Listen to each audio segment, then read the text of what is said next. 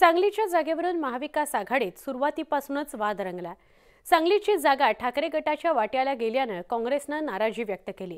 आता लोकसभा निवडणुकांचा निकाल तोंडावर असतानाही सांगलीवरून ठाकरे गट काँग्रेसमध्ये कलगीतुरा रंगलाय। लोकसभा निवडणूक निकालाआधी एक्झिट पोलचे अंदाज समोर आलेत। काही एक्झिट पोलनुसार सांगलीत अपक्ष उमेदवार आणि काँग्रेसचे बंडखोर नेते विशाल पाटील आघाडीवर असल्याचं बोललं जात आहे। यावरूनच संजय राऊत यांनी आक्रमक भूमिका घेतली।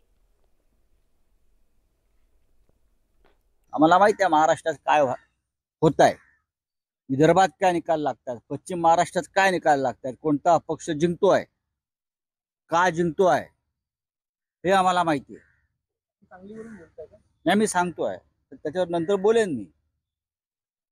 मी बोलणारच आहे त्याच्यावर। मला प्रत्येक गोष्ट आम्हाला माहिती आहे। आम्ही सुद्धा इकडे गोट्या खेळायला बसलेलो नाही आहोत। आमचं सुद्धा अख्खा आयुष्य राजकारणात, समाजकारणात आणि पत्रकारितेमध्ये गेलाय, मला माहिती आहे। या शाळेत शिकला संजय राऊत, ती शाळा काँग्रेसने निर्माण केलेली होती।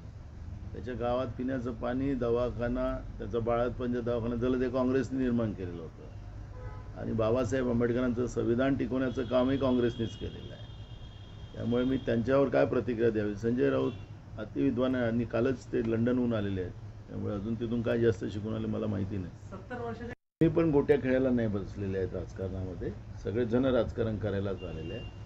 तुम्ही 100% राजकारण करता, आम्ही 80% समाजकारण करतो आणि 20% राजकारण आम्ही पण करतो। त्याच्यामुळे संजय राऊतांच्या बद्दल मी काही जास्त वक्तव्य करणार नाही।